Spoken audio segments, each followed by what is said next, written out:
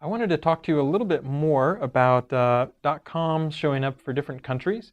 So the team that deals with which websites are relevant for which countries is starting to show, for example, .coms a little bit more for, say, .uk searches or something like that.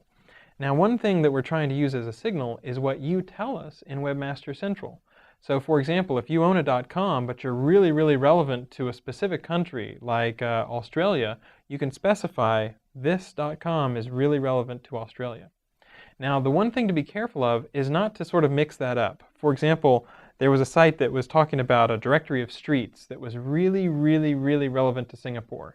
Whenever you loaded it up, even though it was a .com, it pretty much started with the island of Singapore, and that was all you saw.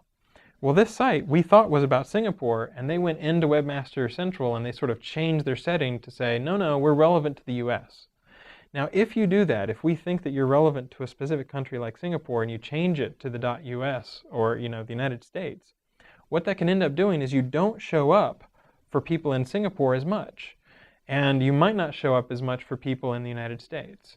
So don't try to do stuff like, oh yeah, we already show up a lot for this country and we want to try to optimize and show up a lot more for this other country, and so try to change it from the country that you're really about. If you're really about Singapore, go ahead and say, yes, I'm about Singapore. And that's just a very useful thing. We are looking at that information more and more over time. And so if you tell us, I'm about this country, we'll definitely take that into account. But if we think that you're about a country like Singapore and you change it to say, no, no, I'm about something completely else, you might not show up as much for Singapore searchers. So that's just something to be aware of.